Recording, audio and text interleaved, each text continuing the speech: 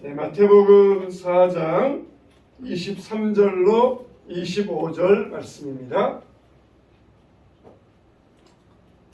자, 신약성경 4쪽 4면 마태복음 4장 23절로 25절 말씀입니다. 마태복음 4장 23절로 25절. 자, 우리 한 목소리로 다 같이 시작. 예수께서 온 갈릴리에 두루 다니사 그들의 회당에서 가르치시며 천국 복음을 전파하시며 백성 중에 모든 병과 모든 약한 것을 고치시니 그의 소문이 온 수리아에 퍼진지라. 사람들이 모든 앓는 자 곧 각종 병에 걸려서 고통당하는 자, 귀신 들린 자, 간질하는 자, 중풍병자들을 데려오니 그들을 고치시더라. 갈릴리와 데가볼리와 예루살렘과 유대와 요단강 건너편에서 수많은 무리가 따르니라. 아멘. 할렐루야. 아멘. 오늘 또 귀한 은혜의 시간 되시기를 축원합니다. 아멘. 첫 6월절 제목으로 사모님 말씀 전해 주시겠습니다. 우리가 구약 끝나고 신약으로 곧바로 시작된 게 아니라 400년 동안 신구약 중간기를 거쳐서 신약으로 왔어요. 그래서 지난번에 신구약 중간사하고 이렇게 신약을 한번 쭉 사복음서랑 바울 서신서, 공동 서신서, 계시록이 이렇게 연결되었습니다까지 했거든요. 그래서 오늘은 이제 예수님의 사복음서 중에 사복음서의 이야기가 예수님에 대한 이야기가 흩어져 있잖아요. 4권의 책에. 주제는 예수님이 이야기인데 4권이 다 마태는 마태대로, 마가는 마가대로, 누가는 누가대로, 요한은 요한대로 그냥 자기가 보는 예수님에 대해서 썼어요. 그리고 마태, 마가, 누가 앞에 3개는 갈릴리, 이따가 이 갈릴리랑 유대를 꼭 외워두세요. 지도상으로. 이 갈릴리 지역을 배경으로 썼고 요한은 예루살렘, 자기가 주로 거주했던 예루살렘 지역을 주변으로 썼어요. 그래서 이 내용이 같은 것도 있고 다른 것도 있고 엉뚱한 것도 있고 막 이렇게 흩어져 있는 거를 오늘 한번 첫 번째 6월절까지는 못해요. 첫 번째 6월절 시작하기 직전까지 오늘 한번 시작해 보도록 하겠습니다. 그래서 이렇게 생겼어요. 제가 지도 이 표도 그냥 가져왔는데 아직 못 나눠드렸네요. 그래서 이게 예수님의 일생의 다예요. 저 위에 보면 여기 보면 6월절 첫 번째 6월절 보이시죠? 첫 번째 6월절, 두 번째 6월절, 세 번째 6월절, 네 번째 6월절 시간 순서로 되어 있고 그 다음 여기 파란색이 이렇게 보여요. 이 파란색은 갈릴리 지역, 갈릴리 하면 호수 생각나죠? 갈릴리 호수, 파란색은 갈릴리 호수구나. 그 지역에서 있었던 일이구나 이렇게 생각하시고 요거 밑에 있는 노란색은 유대는요 예루살렘도 800m래요. 해발 800m. 남산보다 3배가 높답니다. 우리 남산 올라가기도 힘든데 예루살렘은요 남산보다 고지가 3배나 높대요. 그러니까 예루살렘 올라가는 것도 쉽지 않은데 광야 지역이 많아요. 그래서 여기 예수님이 주로 활동한 지역이 갈릴리 아니면 유대 지역이거든요. 그래서 이 유대 지역은 노란색으로 그러면은 이렇게 파란색, 노란색 다 이제 이렇게 압축하면 하나 이야기로 쫙 이어지겠잖아요. 그 이야기가 예수님의 일생의 이야기고 사복음서 이야기예요. 그래서 요거를 가지고 오늘 같이 공부할 건데 오늘이 어디까지 할 거냐면 이렇게 6월절 4개가 지날 거예요. 요 4개 지날 거에다가 30세를 기준으로 예수님이 공생애가 시작됐잖아요. 그 전에도 예수님의 탄생에 관해서 조금 나오고 예수님이 12살 때 예루살렘에 올라온 이야기가 있어요. 그래서 이거는 좀 사생애라고 해가지고 아주 짧아요. 그래서 별거 없어가지고 그냥 이렇게 하면 되는데 문제는 요 30세 때를 기준으로 이 3년의 기간이 예수님 공생의 사복음서 전체 내용이니까 30년이 3년보다 훨씬 짧죠. 30년은 이만큼 나왔고 3년은 막 엄청나게 많은 이야기가 나왔어요. 어디부터 시작하냐면 이 세례 요한의 세례를 받는 순간부터 예수님 이야기가 시작이 돼요. 그래서 오늘 여기 첫 번째 6월절 그러니까 기간은 되게 짧은데 요 첫 번째 6월절 시작되기 전까지 우리 함께 생각해 볼게요. 구약이 뭐로 끝났죠? 구약. 성경 목록 구약이 뭐로 끝났을까요? 말라기. 말라기에 보면 뭐라 그랬냐면 보라 여호와의 크고 두려운 날이 이르기 전에 내가 선지자 엘리야를 보낼게 이렇게 했어요. 그리고 구약을 딱 닫았어요. 그리고 나서는 신약에서 마태복음 11장 14절에 보면 뭐라고 했냐면 예수님이 너희가 즐겨 받을진데 오리라 한 엘리야, 금방 말라기에서 엘리야를 보낼게 한 그 엘리야, 그 오리라 한 엘리야가 곧 이 사람이다, 세례 요한이다 얘기했어요. 그러니까 세례 요한에서 끝났으니까 신약은 세례 요한에서 시작할 거예요. 그래서 우리가 정말로 이 구약과 신약이 이어지는데, 그럼 그 400년 동안의 이야기는 성경에 안 나왔어요. 그죠? 엘리야 보낼게 하고 여기 엘리야 세례 요한이 왔어요. 이 400년 기간은 아예 성경에 기록은 없는데 세계사를 보니까 다니엘이 예언한 그 4대 제국 그 이야기대로 쭉 이어졌다는 것을 알 수가 있습니다. 그러니까 400년은 성경에는 기록되지 않았지만 어떻게 했다고요? 성경의 예언대로 이루어진 게 이 400년이 기간이다 생각하시면 돼요. 그래서 예수님이 공생애를 어디서부터 시작하냐? 이 나사렛에서 시작 안 하고요. 이 세례 요한의 집회 장소, 세례 요한을 만나는 순간부터 이제 공적인 사역이 시작되는 것을 볼 수가 있습니다. 그런데 이 마태, 마가, 누가, 요한복음을 하나 이야기로 쫙 꿰기가 쉽지 않아요. 반복된 건 어떻게 처리하지? 그리고 마태는 썼는데 요한은 안 쓴 건 어떻게 처리하지? 이러다가 아이디어를 하나 냈어요. 그게 뭐냐면 그냥 수학에서 배우는 X좌표, Y좌표인데 이거 머리 아프니까 그렇게 하지 마시고 그냥 시간과 공간으로 나눴다. 아까 여기 시간은 6월절 1, 2, 3, 4 여기에 다 맞춰갈 거예요. 예수님의 사역을 이 6월절에 다 마치고 이 6월절을 어디서 보냈느냐? 유대에서 보냈느냐? 갈릴리에서 보냈느냐? 장소는 딱 두 군데예요. 이것만 생각하시면 돼요. 시간적인 관점은 1년에 한 번씩 돌아오는 6월절을 기준으로 이 사복음서를 딱딱 정리할 거고 장소는 갈릴리 아니면 유대다. 이렇게 생각하시면 되겠어요. 그래서 이 틀을 어떻게 잡을 거냐면 이런 식으로 제가 한 얘기를 그냥 그림으로 표현하자면 이래요. 마태는 마태대로 예수님을 보고 썼어요. 왕으로 오신 예수님. 마가는 종으로 오신 예수님을 자기 나름대로 썼어요. 쫓아다니며 들어가면서. 의사인 누가도 사람의 아들이신 예수님을 자기 나름대로 열심히 썼어요. 그 다음에 요한도 썼어요. 저 모양을 보니까 비슷한 거 있고 똑같은 거 있고 막 그러잖아요. 똑같은 색깔 똑같은 모양은 같은 내용을 쓴 거예요. 그래서 이거를 하나에 다 그냥 이렇게 담아놨어요. 그리고는 어떻게 할 거냐. 자, 지금부터 요한복음에는 없는데 마태복음에 있다. 그러면은 마태복음 없는 거는 써야 되니까 빼면 안 되잖아요. 그러니까 이렇게 없는 거 쓰고 똑같은 거는 하나만 쓰고 이게 초록색이 지금 4개가 있는데 하나만 쓰고 파란색도 연두색도 자 없는 거 이렇게 써서 예수님의 일생을 딱 맞추게 할 거예요. 그림은 보면 이렇고 글씨로 보면 이래요. 마태복음, 마가복음, 누가복음, 요한복음에 예수님에 대해서 썼는데 여기 딱 보면 공통적인 게 있고 공통적이지 않은 게 있잖아요. 자, 제일 먼저 어떤 게 제일 먼저 써야 될까요? 이 중에서 어떤 거를 제일 먼저 위인전을 쓴다면 탄생. 그죠? 탄생부터 써야죠. 근데 탄생은 마태랑 누가만 썼어요. 마가, 요한복음은 없어요. 그럼 어떻게 해야 돼? 빼먹으면 안 되죠. 그거 갖다 써야 돼요. 그래서 마태복음에 누가복음에 쓰는 예수 탄생 이야기를 앞으로 시작할 거예요. 그 다음에 더 빠른 게 뭐 있냐? 세례 요한은 30살 때 만났어요. 세례는.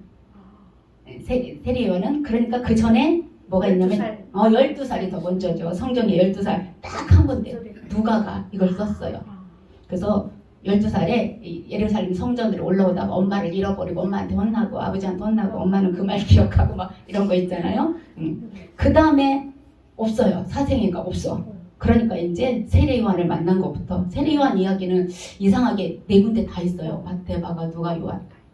왜 그러냐면 아까 말라기가 엘리야를 보낼게 하고 끝났는데 그 엘리야가 세례 요한이다.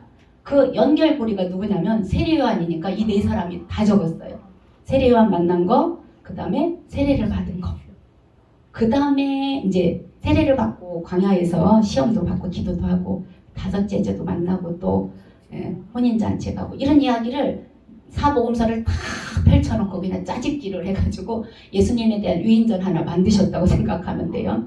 우리가 읽기에는 마태복음에서 읽은 게 마가복음에 또 나오고 마가복음에 읽은 게 요한복음에 또 나오고 그러면 이걸 어떻게 해야 되나 아는 내용인데 막 이렇게 하는데 이렇게 하나로 딱 정리하면 책원본으로 정리되잖아요. 그래서 예수님의 일생을 이렇게 딱 해가지고 사복음서 4개의 복음서지만 하나의 이야기로 정리할 수가 있어요. 아주 좋죠.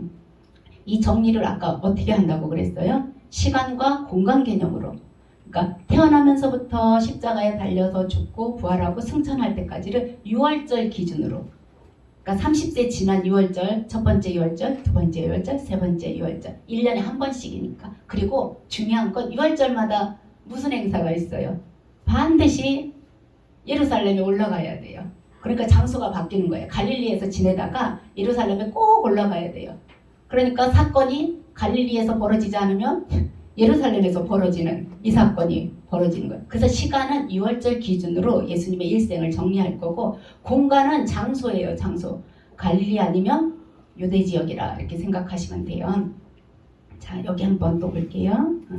그래서 그냥 X좌표, Y좌표 하는데 시간은 공생의 3년이라고 말하잖아요. 그러면 6월절이 3번이 아니고 어떻게 되냐면 4번이 될 거예요. 4번이. 이렇게 표현해서 1년, 2년, 3년 이렇게 하면 3년 6월절 제4 6월절에 죽으셨거든요. 그래가지고 이렇게 3년을 할 건데 그럼 6월절 앞에는 조금 있을 거 아니에요. 첫 번째 6월절 전에 조금 있어요. 그거는 이제 짜투리라고 해가지고 이따가 얘기할게요. 이게 시간적인 개념이고 공간적인 개념은 이렇게 뭐를 보면 되냐면 갈릴리냐 유대냐. 본래 갈릴리가 저 북쪽에 있고 유대가 남쪽에 있어요. 하여튼 왔다 갔다 하면서 모든 사건은 다 거기서 벌어져요. 두 장소만 기억하세요. 자, 아까 색깔 보여줬잖아요. 파란색 부분은 갈릴리다. 갈릴리 호수 생각해가지고 이 파란색 부분에서 가나도 거기에 있고요. 가버나움도 거기에 있고 또 베세다도 거기에 있고 가이사랴 빌립보도 저 북쪽에 다 북쪽에 있어요. 수로보니게 여인도 알죠? 그쪽도 다 그냥 갈릴리 지역이라고 생각하시면 돼요. 그 유대에서는 그럼 뭘 했을까? 성전에서 주로 생활했겠죠. 감람산, 뭐 이렇게 또 마가의 다락방 이런 건 다 유대 지역이라고 생각하시면 돼요. 왜 이렇게 나누냐면 그 로마가 유대를 정복했잖아요. 예수님 시대에는 이미 로마가 유대를 정복한 시대예요. 그래서 로마가 이 유대를 어떻게 관리할까 하다가 이렇게 세 군데로 나눠놨어요. 갈릴리 지역을 중심으로 여기는 갈릴리 도다. 그 다음 그 밑에는 사마리아 지역이잖아요. 사마리아 도다 이렇게. 그 다음에 밑에는 광야 지역이 많거든요. 여기는 유대도다 이렇게 나눠놨어요. 우리도 왜 충청도, 경상도 이렇게 나눠져 있잖아요. 남쪽이. 그런 것처럼 로마가 지배하기 쉽게, 관리하기 쉽게 이렇게 나눠놨어요. 근데 이 사마리아는 우리가 구약에서 배운 것처럼 북이스라엘이 하나님을 섬기지 않고 아수르에 망하면서 아수르, 살마네셀 이런 사람들이 자기네 나라가 정복한 이방인들을 데려다가 사마리아에다 아예 강제 이주시키면서 여기서 살아. 그렇기 때문에 북이스라엘 사람들하고 혼혈족이 생겼어요. 그 다음부터 유대인들은 이 사마리아 지역에 거주를 안 해요.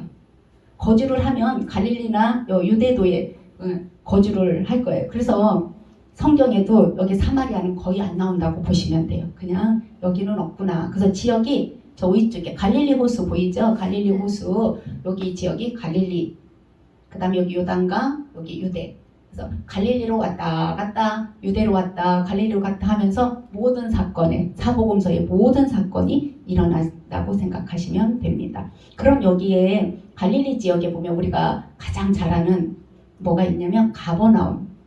예수님의 갈릴리 사역 본거지가 가버나움이에요. 고향은 어디예요? 예수님의 고향이 아버지 고향. 자기는 베들레헴에서 태어났지만 아버지는 어디 출신이냐? 나사렛 출신이잖아요. 나사렛은 깡촌이에요. 그래가지고 예수님이 여기서 사역하기에는 조금 활동 범위가 좀 좁아요. 그래서 나중에 가버나움으로 이사를 간다고 성경에 나왔어요. 그때 당시 이사를 갔어요. 이런 도시가 이 갈릴리 안에 있다고 생각하시면 되겠습니다. 그럼 우리가 창출, 민수, 사사망, 대란이라고 구약은 시간 순서로 그렇게 재배치했잖아요. 그리고 구약을 읽을 때는 누가 왕이냐 섞이면 안 된다. 이게 관점이었어요. 그런데 이 예수님의 생애도 뭔가를 기준으로 쓰긴 쓸 건데 그 관점이 뭐냐? 이게 문제. 신약에. 신약 첫 번째 마태복음 1장 1절은 뭐라고 나왔냐면 아브라함과 다윗의 후손 예수 그리스도의 계보라 이렇게 나왔거든요. 그러니까 신약 첫 번째부터 누구 이야기라고 한다고 하냐면 예수 이야기를 하겠다 이렇게 아주 써놓고 시작을 하고 있어요. 근데 이게 이게 뭐 이렇게 중요해? 그러는데 신약 사복음서의 모든 내용 또 바울 서신서, 공동 서신서, 계시록까지 다 누구 이야기예요? 따지면 예수 그리스도 이야기거든요. 그래서 이 사복음서나 신약의 관점 그럼 뭘까? 구약은 왕이 누구지? 이거였잖아요. 왕이 누구냐? 근데 신약은 그러면 주인공은 예수님이겠죠? 한번 볼게요. 혹시 이게 우리 나이 따질 때 몇 년생 이거 따지잖아요. 1900 예를 들어 2000년생이야. 그러면 그 기준은 어디부터예요? 주후. 맞아. 주후. 예수님이 오신 뒤에 2000년 뒤에 내가 태어났다. 이걸 표시하는 거거든요. 그 전에는 어떻게 했냐면 로마 무슨 황제 7이 몇 년. 예를 들어서 네로 9년, 네로 11년 이런 식으로 했지 이 통일된 게 없어요. 그래서 그 로마가 그 강력한 로마가 달력을 바꿨어요. 누구 기준으로 바꿨냐면 예수님 기준으로. 아 대박이죠. 그 제가 이름을 적어왔는데 이름 되게 어려워요. 6세기에 수도사이자 수학자인 디시니우스 엑시구스가 글쎄 이거를 너무 복잡하니까 이렇게 하면 안 되겠다 해가지고 바꿨는데 AD, BC. 우리는 AD 쓰거든요. AD. 그럼 구약은 BC 써요. 그리스도 이전이라 이스라엘. 그럼 AD는 우리 주님의 시대 이런 의미로 쓰거든요. 왜 제가 1900 땡땡년생이니까 우리 시온이로 따져가지고 2009년생이니까 걔는 우리 주님의 시대 우리 주님 이후 2009년도에 태어났다 이 소리예요. 근데 이거를 적용 안 하는 사람은 지금 아무도 없어요. 예수를 믿든지 안 믿든지 나이는 다 예수님을 기준으로 한다는 거죠. 신기하죠. 이거를 보면 예수 그는 진짜 역사의 주인이다라는 거를 그냥 은연중에 얘기하는 거예요. 은연중에. 내가 예를 들어서 내가 40살이야. 내가 19살이야. 이거는 다 예수님 기준이기 때문에 그 사람은 그냥 하는 말이겠지만 진짜 주인은 예수님이다라고 그냥 깔아놓고 얘기한다는 거죠.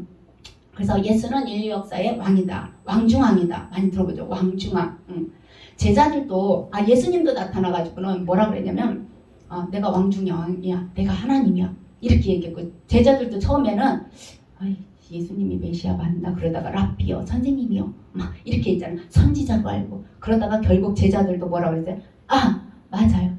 그 예수 나사렛 예수가 그리스도이십니다. 이거를 전하다가 죽은 거잖아요. 그래서 신약의 관점은 뭐냐면 예수 그는 누구인가가 신약의 관점이라고 보면 돼. 예수는 그는 누구인가 우리가 그걸 찾아야 돼. 예수는 이제 메시아다 그리스도다라고 이렇게 단정을 했지만 사복음서에는 그렇게 딱 단정이 안 돼 있어요. 태어난 과정, 랍비라고 불렸던 거, 선지자로 불렸던 거, 무슨 일을 했는지 오늘도 보니까 아까 읽었던 부분에 여러 지역, 갈릴리 지역, 예루살렘 지역, 가버나움 지역에서 많은 사람들을 고쳤다 했는데 그런 행동을 기록했어요. 그거를 다 총괄해서 사복음서의 주제는 예수 그럼 그 사람이 누군데 이거를 가지고 사복음서를 읽어가면 된다는 거예요. 예수 그가 누구인가.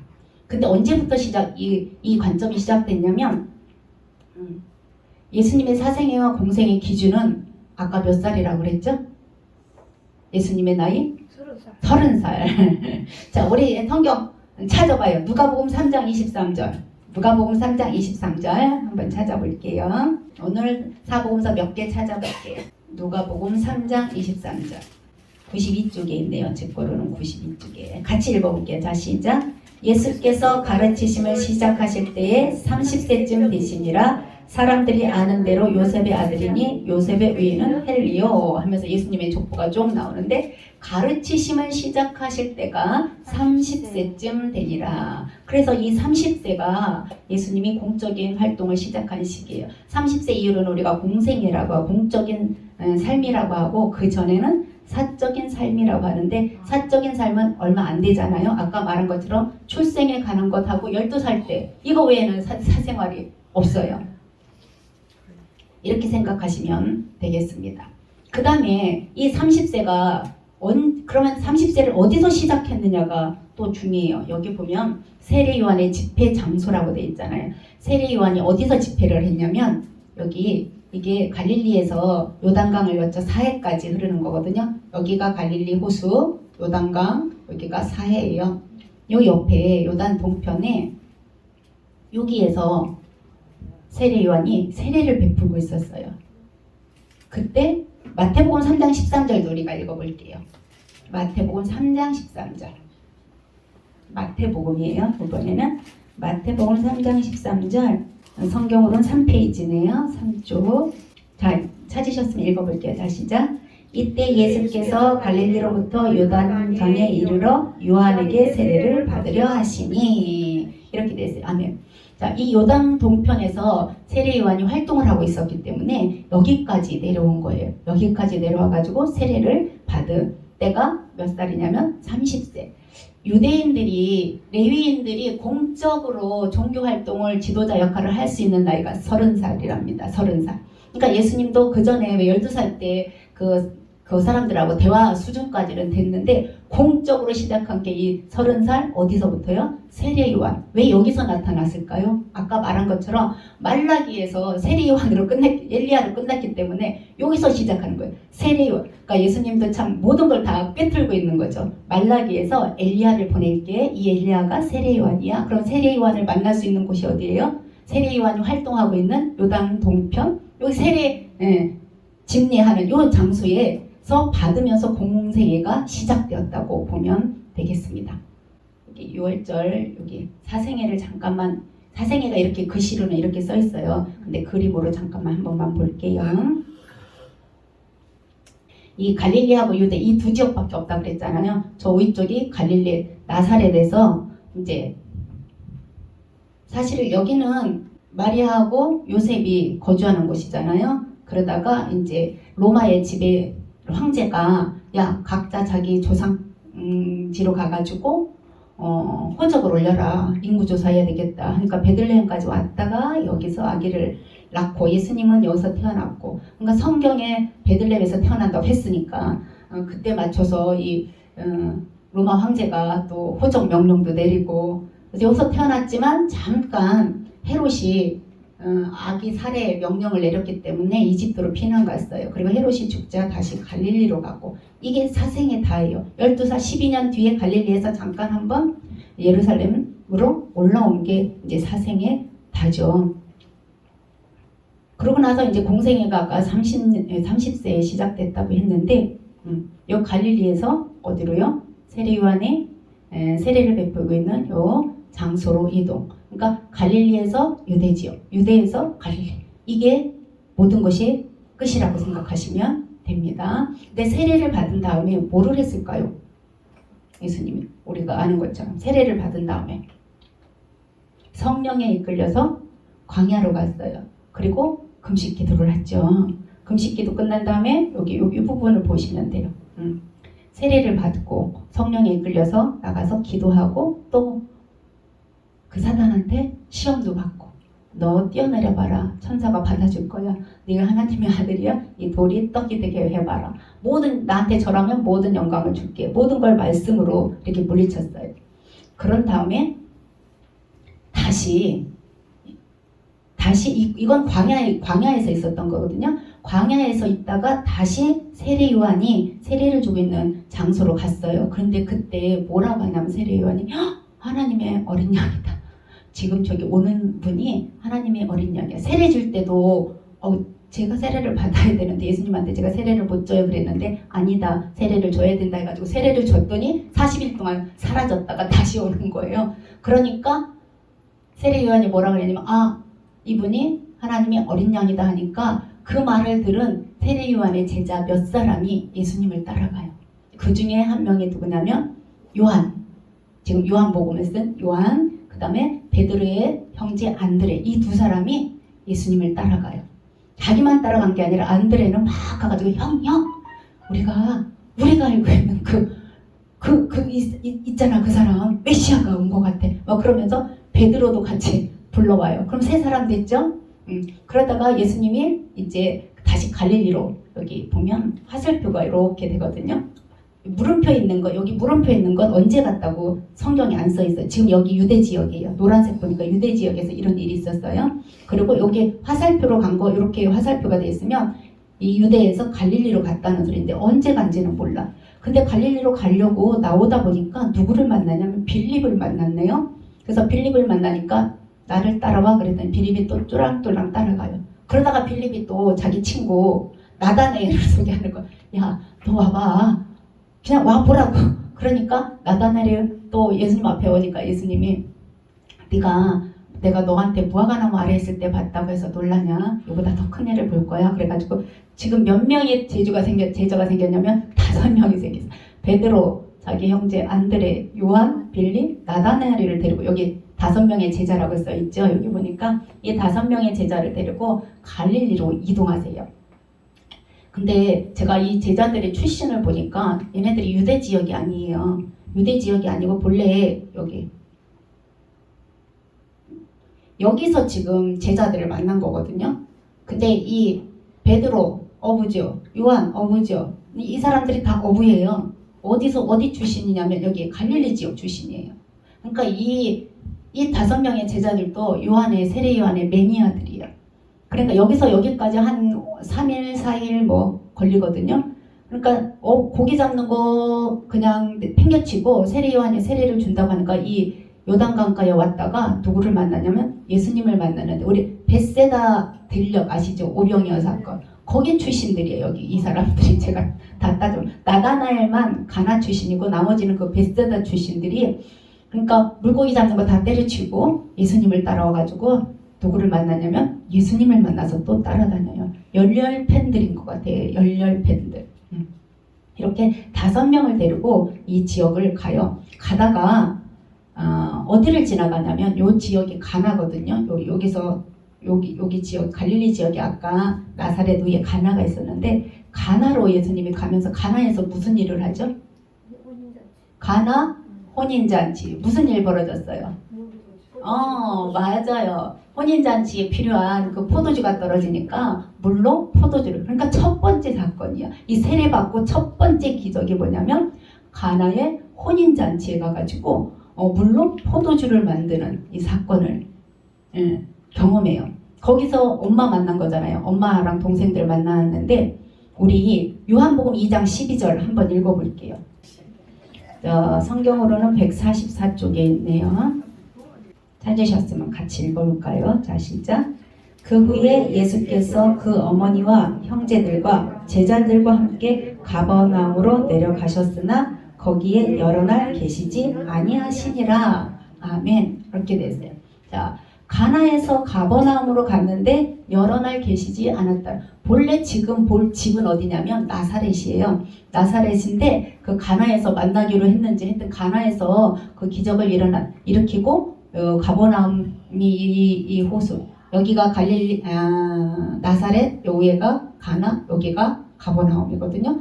이 가버나움에 내려갔는데 여러 날 계시지는 않았다. 그래서 농담 삼아서 복덕방 부동산에 들리셨나 보다. 나중에 사역을 여기서 하려고 본부를 여기서 삼으려고 한번 훑어봤나 보다.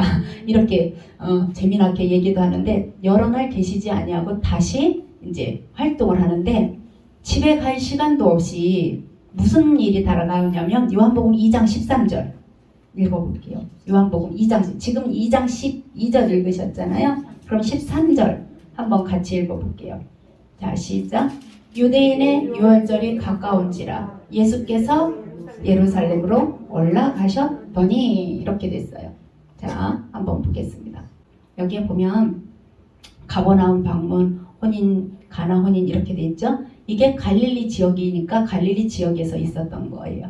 근데 이 두 사건, 이 세례 시험 5명의 제자 만나가지고 갈릴리 가나 혼인잔치 참여하고 가버나움 방문한 것 여기 보면 짜투리 공생애 이렇게 써 있잖아요. 왜 그러냐면 6월절을 기준으로 공생애를 계산해서 3년인데 지금은 공생애 첫 번째 6월절이 시작이 안 돼서 이거는 세례 받고 나서 첫 번째 6월절까지 사이를 사건은 있었는데 이런 일은 있었는데 이거를 특별히 뭐라고 하지 못해서 그냥 짜투리 공생애다 이렇게 표현하는데 하여튼 이것도 공생애에 들어가요.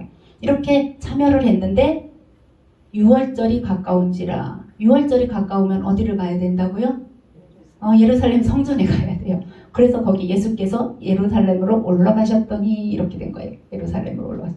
여기 한번 볼까요? 여기 갈릴리에서 지금 사역하다가 예루살렘으로 이렇게 올라가요.